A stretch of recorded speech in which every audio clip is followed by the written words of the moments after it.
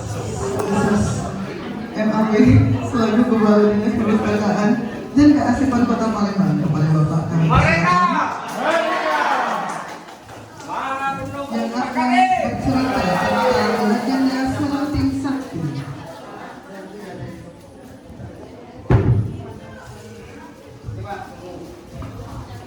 Antar dulu.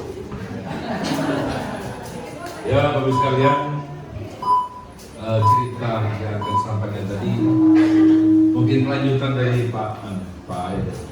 Serunting Sakti versi Suma. Jadi cerita ini dulu masa-masa dahulu ada hiduplah seorang pemuda yang ganteng, sakti, mandraguna, namanya Serunting Sakti. Serunting Sakti ini keturunan dari raksasa yang kawin dengan Wong Semidang. Jadi lahirlah Serunting Sakti. Serunting Sakti ini terkenal di seluruh pelosok negeri bahwa dia ini ganteng, gagah, sakti, dan pokoknya ada galau di dia. Nah, di satu desa di dekat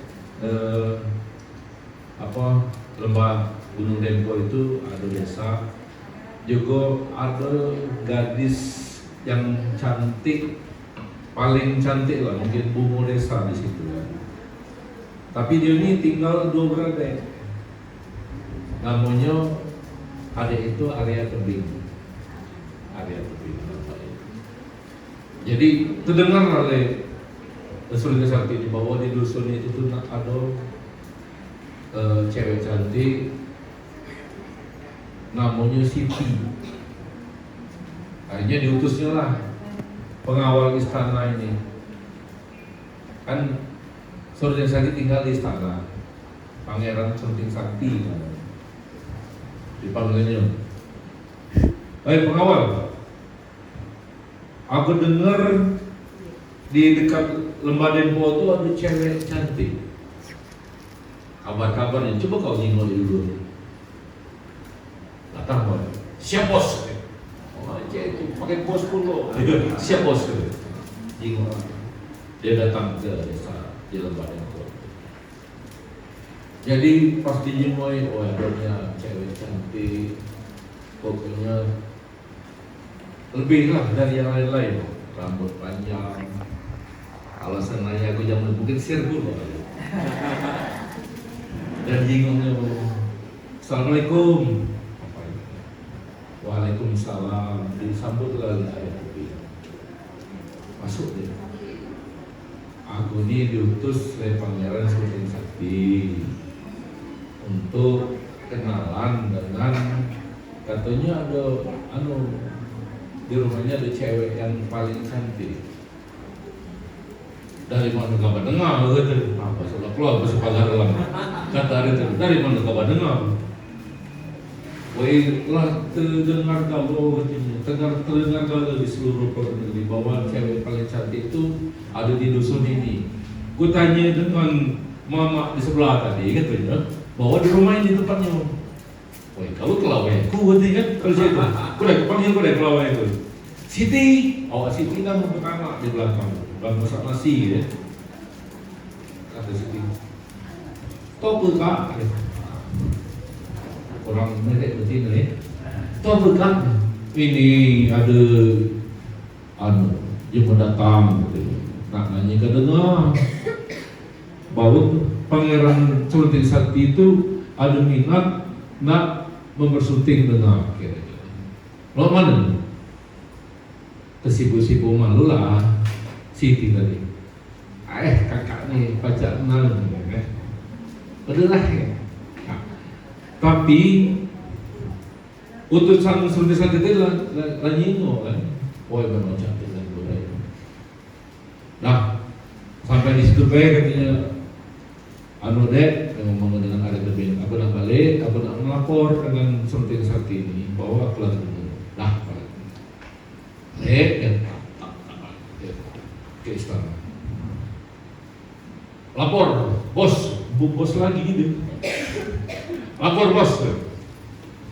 Apa kabar ada bos nih katanya, kata Sati. Tok berhasil kabar ke lembaga info tadi. Woi bos, kantin bos. Kira-kira lo budak ini lah dia.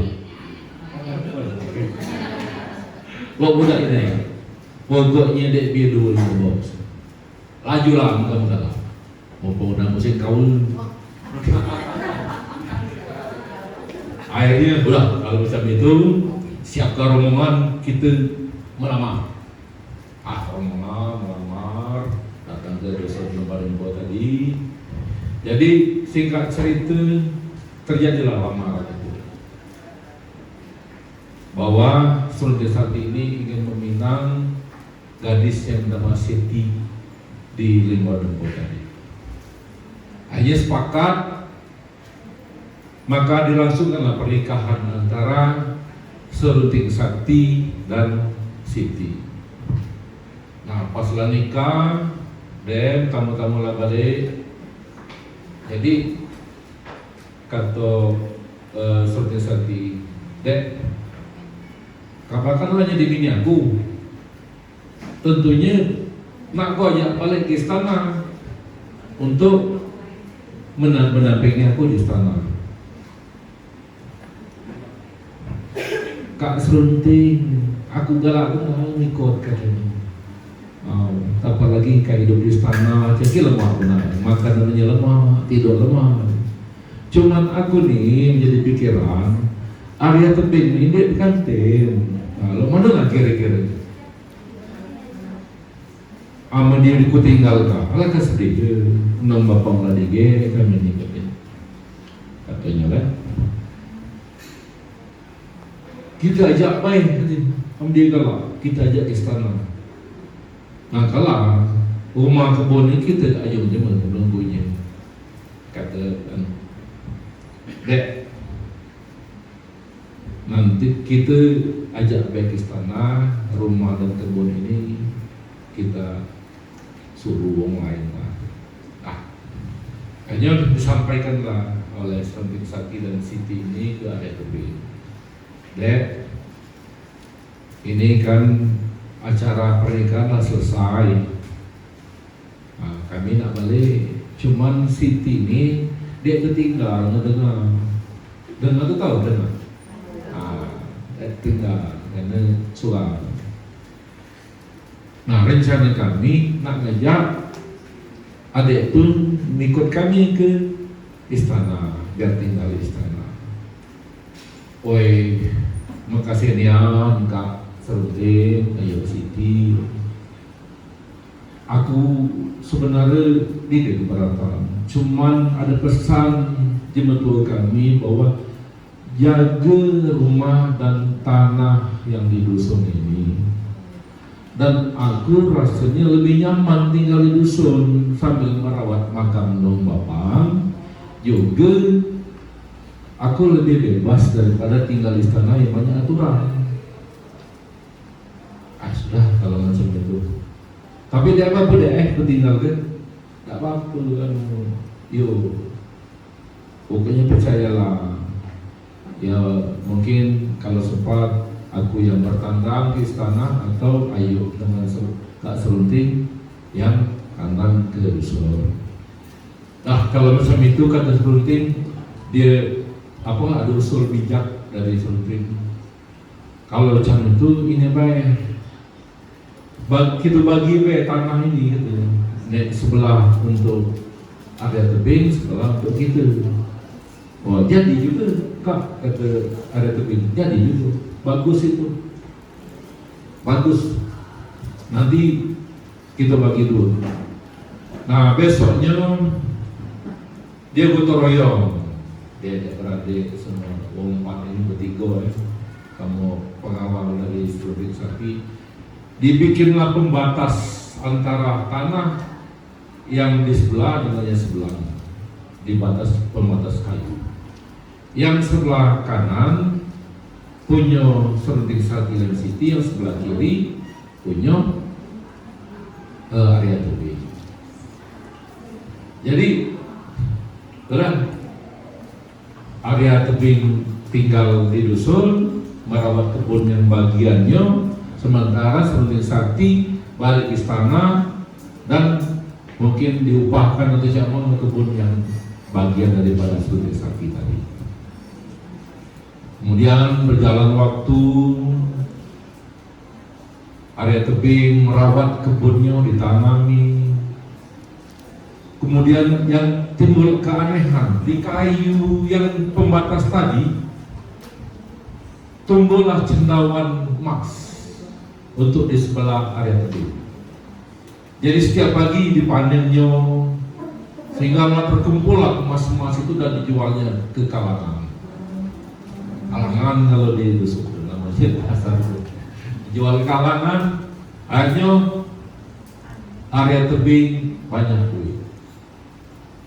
Ya hidupnya makmur, banyak duit, karena tiap hari emas dipetik muncul lagi, dipetik muncul lagi. Dan rupanya kedengaran oleh Serunding Sakti. Nah, mana baca itu? Kalau budi kayaknya kita dengar Tebing. Jadi pamitlah Serunding Sakti dengan Siti bininya, dan aku nak pergi berburu dulu alasan. Karena lama aku tak berburu, sejak keluarga tak pernah berburu.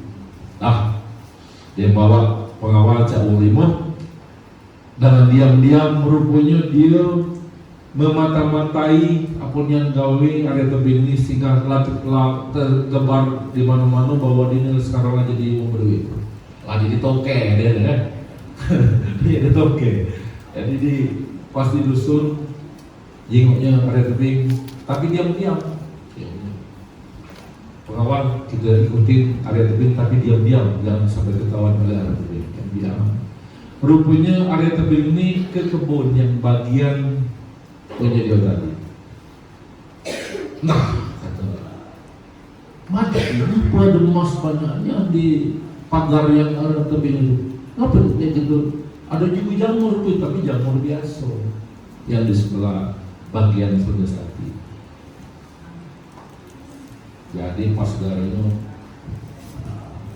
Arya Tebing, kapan ini buka kami? Dia kena dunia kata. Nunggu emas-emas tumbuh di bagian kawan, lu menaik lagi jamur biasa, tirau kalau disebut tirau biasa. Kalau kamu balik katanya, nih pembatas nih, harus ini kami itu nih. Wah, katanya, ini nih memang tumbuhnya ini aku beda kerban katanya. Tiap pagi bukina lah tumbuh emas-emas ini. Ada dah, ini cikil apa dia? Cikil kata cikil kabar balik.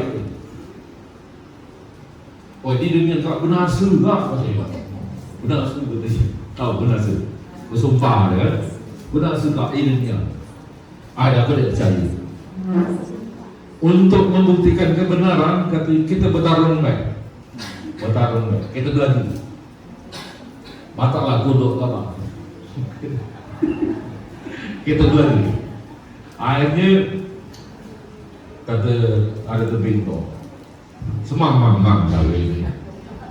Belanja perkataan memang tinggi. Oi, tidak lah, ada kau belagu apa? Aku ni je berdosa, dia kebacaan aku ni. Ama kabar tu, belah terkenal Sakti Mandraguna. Dia pokoknya kita belagu. Hingga terdesak Arya Tebing. Udahlah, macam itu. Kesimpulan. Lah di pagi ini kita persiapan 2 hari. Nah, jadi balik Serunding Sakti dalam pengawal balik ke istana, Arya Tebing balik ke pondok. Di pondok itu berpikir Arya Tebing, kamu semamang, mana belajar perkakaan. Harusnya pada takut lautan kata ada lautan. Harusnya pada takut. Ini ngajak lagu berarti.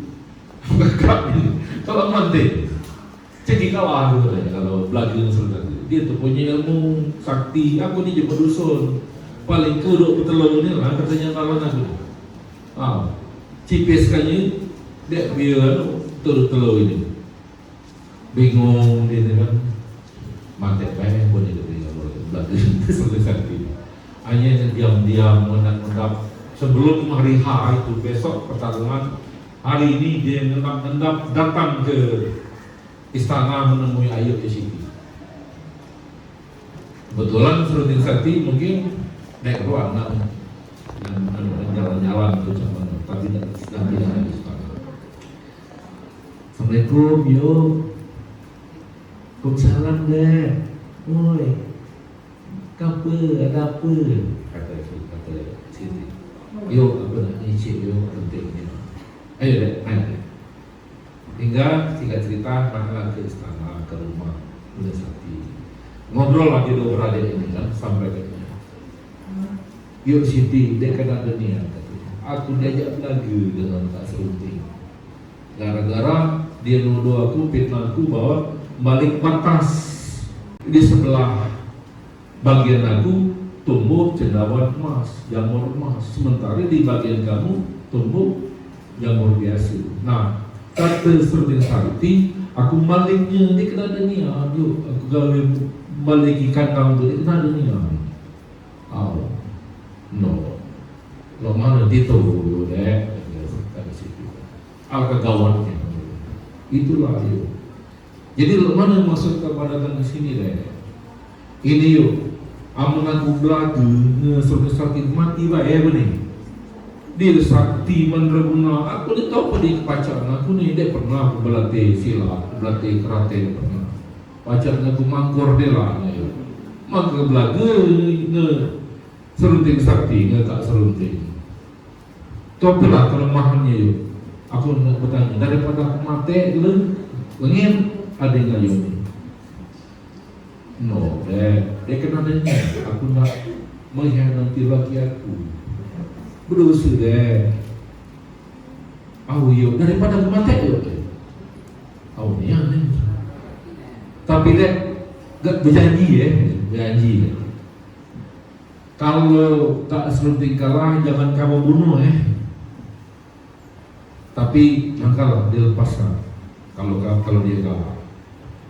Aku berjanji yo berdasa, bersumpah. Aku cuma untuk menyelamatkan diri baik, bukannya untuk nak bunuh. Berapa menit? Oke lah, dah mulai.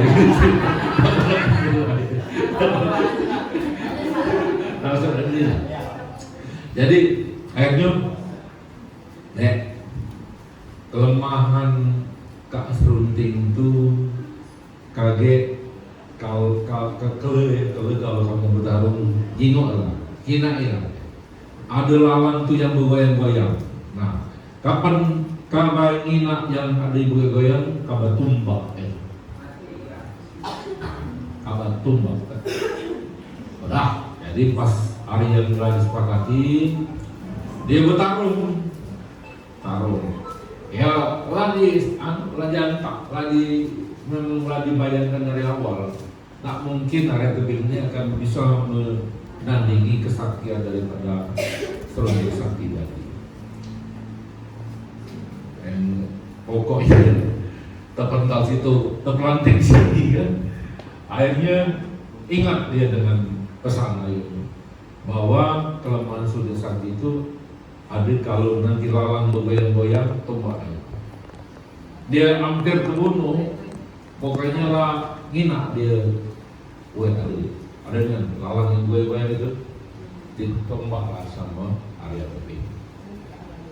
Ketika tombaknya sampai ke lalang yang bergoyang langsung terkapar. Padahal bukan nombak Serunding Sakti, nombak lalang langsung terkapar. Langsung terkapar. Nah, ngapa ini kata Serunding Sakti?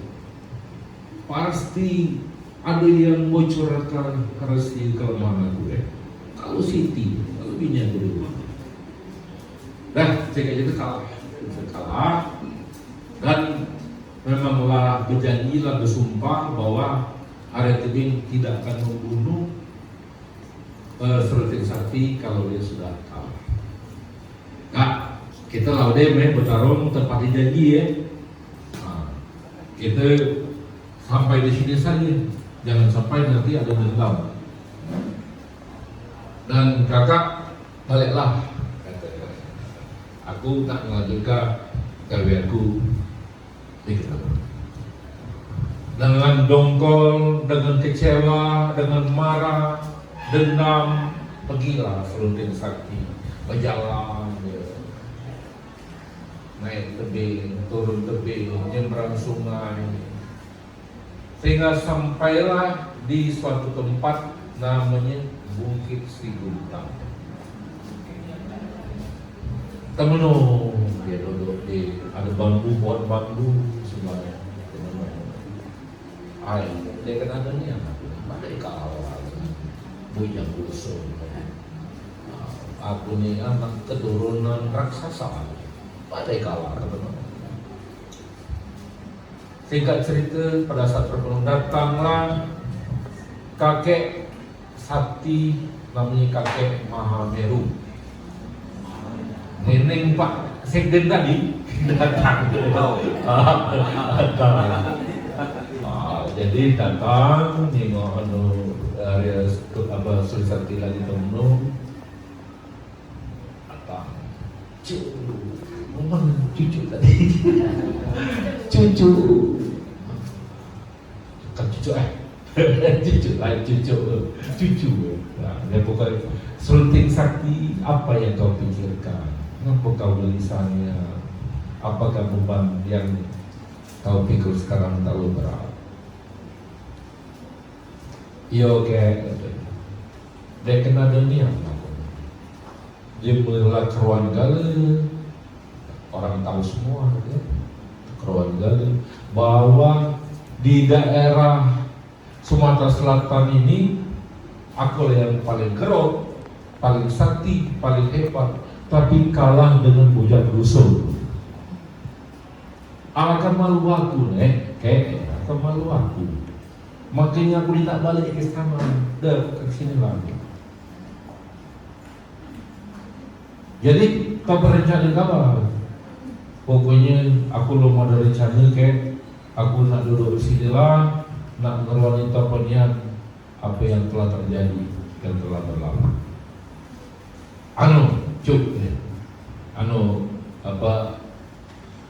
Serunding Sakti galaknya dari Ka'bah kuturunkan ilmu dari dewa, ilmu dari wujud. Galak cuma tak syarat dulu, kamu galak. Tahu syarat dulu. Ka'bah harus betapa sampai bulu-bulu ini daunnya nutupi Ka'bah, badan Ka'bah. Aku beli Ka'bah. Tahu begini kayak pokok asal aku jadi dapat kesaktian pajak membalas dendam aku akan kulaksanakan. Ka'bah apa? Singkat cerita selama 2 tahun bertapa sampai saat ini lah ditutupi semua dengan daun pohon bambu. Sesuai janjinya kakek tadi, kalaulah menutupi seluruh tubuh daun bambu tutup seluruh tubuh Serunding datang lagi. Serunding Sakti kakek kakek, tapi apa camnya suara kakek.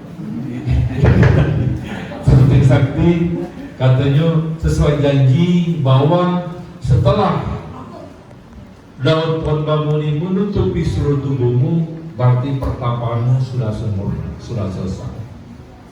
Maka tibalah waktunya kakek menurunkan ilmu dari dewa tadi kepadamu. Jadi ilmu itu pun yang kakek keturunkan. Apa ilmu pelet? Ilmu apa? Ilmu yang keturunkan ini adalah setiap ucapanmu akan menjadi kutukan. Oh siap kek. Nah, akhirnya prosesi penurunan ilmu dilakukan oleh kakek dengan khusyuk di usap kepala Pangeran Sri Sakti dan berakhirlah proses itu sehingga terus nanti mendapat ilmu dari dewa tadi, yaitu setiap ucapannya menjadi kutukan. Nah selesai nak kejingan kemana perginya kakek tadi pamit juga tidak hilang kakek tadi neneknya Pak Aidil tadi begini hilang. Nah mana kakek tadi tidak pamit lagi sudah hilang. Yang namanya sakti baca menghilangkan tubuh kan mungkin hilang dah berkesan. Nah jadi balik rencana Surti Sakti dari pertapatan nak balik ke istana, nak nemui air tebing, nak balas dendam. Tapi kakek tadi sebelumnya telah berpesan dengan Surti Sakti, gunakanlah ilmu ini dengan bijaksana, jangan menjadi kehancuran. Akhirnya jalan, akhirnya begitu ketemu nih ya, ketemu kakek ini kan, ketemulah dia dengan pohon jagung. Pohon jagung berubahlah kau jadi emas, langsung berubah jadi emas pohon jagung tadi. Oh itu iya betul. Aku inilah berilmu ya. Pokoknya berjalan ketemu kampung ditunjuk aja ilmu sama di kampung itu. Ada masyarakat datang melihat setelah berjalan ada pohon, langsung dia mengatakan pohon jadi batu. Pokoknya lewat lagi rumah jadi batu rumah. Ada kerbau jadi batu. Makanya di daerah pagar dalam itu banyak megalit, ada berbentuk manusia, ada berbentuk pohon, ada berbentuk rumah. Hingga singkat cerita tersiar kabar di seluruh pelosok negeri Sumatera Selatan ada sekarang orang yang sakti bisa mengutuk semua apa yang dikehendakinya menjadi batu. Maka melekatlah sebutan atau panggilan untuk Surti Sakti sebagai si pahit lidah. Jadi ini sampai ke mana fokus macam berjalan hingga terakhir ada di satu desa banyak lagi ketakutan semua penduduk melihat Surti Sakti. Langsung mana? Woi, mana kamu tuh? Sini. Sambil takut sambil nunduk dekat kantor tadi penduduk desa. Di dekat mereka itu ada padang ilalang. Dikutuklah padang ilalang ini menjadi ular. Rumput lalang itu jadi ular.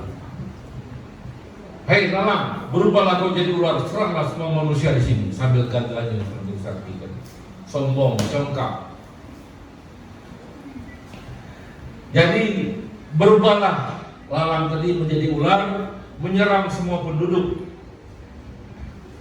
Gigit kali ular penduduk itu. Terakhir habis penduduk itu, katanya lagi manusia karena sumpah yang tadi gigit semua manusia, Surti juga sebagai manusia, Surti Sakti serangnya ular. Katanya lagi. Pak Jola katanya lagi, dia seranglah Surti Sakti dengan ular yang dikutuk oleh Surti tadi. Jadi akhirnya Surti Sakti selalu ular itu luka-luka, pokoknya sama nasib dengan masyarakat penduduk yang diserang ular tadi. Kemudian datanglah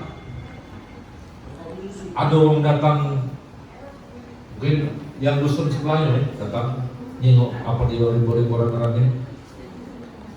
Ditemuilah bahwa Surti Sakti lagi cuman yang ngomong lagi yang mati sekarat ya. Sekarat ini ditolongnya lah sama orang itu. Namun Surti Sakti sempat mengucapkan kata bahwa ular tersebut menjadilah lalang kembali. Jadi jadi lalang kembali. Kemudian sudah diselamatkan oleh penduduk, dan disitulah dia teringat dengan pesan neneknya Pak Haidar tadi. Jangan menimbulkan kerusakan, jadikan ilmu ini bijaksana menggunakan ilmu ini. Woi lah salah Agus Lambang. Ilmu ini bukan untuk merusak, tapi untuk kemakmuran, untuk kebaikan pesan kakek. Sehingga dari congkak, sombong, buruk, Surti Sakti berubah menjadi orang baik.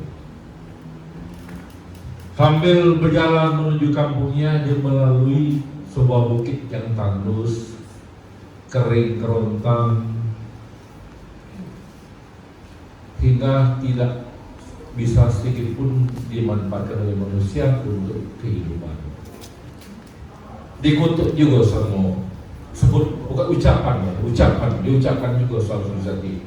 Hai bukit, jadilah kau bukit yang menjadi hutan belantara, tumbuh subur untuk kehidupan dan air mengalir. Berubah bukit itu menjadi daerah yang subur, menjadi hutan untuk bisa dijadikan kehidupan masyarakat di situ. Jalan lagi, dia melihat sawah-sawah sedang kekeringan karena sungainya kering. Keluar lagi ucapan Surti Sakti bahwa, hai sungai, mengalirlah air yang banyak sehingga bisa menghidupi penduduk di sekitar. Langsung sungai itu menjadi penuh air yang bisa mengaliri daripada sawah-sawah. Dan sampai ke dusunnya tadi, ke daerah Semidang, tapi dia tidak pulang langsung ke istana, dia menemui dulu Arya Tebing ke pondok. Assalamualaikum. Waalaikumsalam. Tak sepenting, apa kabar? Baik deh. Jadi yang tadinya niat untuk membalas dendam kepada Arya Tebing berubah menjadi penyesalan bahwa dia selama ini ada salah. Dek, kakak selama ini minta maaf, banyak salah, seharusnya tidak kakak merebut apa yang menjadi milikmu. Kak, aku maafkan, aku juga minta maaf dengan kakak bahwa selama ini aku telah membuat kakak susah.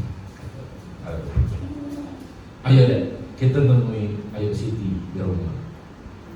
Jadi akhirnya singkat cerita mereka pulang ke istana, Arya Tebing ikut, dan Surti Sakti akhirnya menjadi sosok pemimpin yang bijaksana, yang bisa menyayangi masyarakat, memberikan kemakmuran, dan mungkin nanti akan dijadikan panutan oleh masyarakat di daerah Besumak. Jadi kalau daerah asalnya daerah Semidang namanya. Semidang itu banyak, ada di Uku, ada di mana, ada di Pagaralam. Kalau Pagaralam itu daerah Pelangkenidali, ada tapak dari makam Surti Sakti di situ. Begitupun di Uku Selatan, ada tapak makam Surti Sakti. Jadi perjalanan daripada Surti Sakti semua diabadikan oleh penduduk masing-masing sebagai makam. Jadi makam itu bukan makam yang kita bayangkan seperti di sebelah, tapak perjalanannya. Itu saya mungkin cerita dari kami Surti Sakti versi Pagaralam.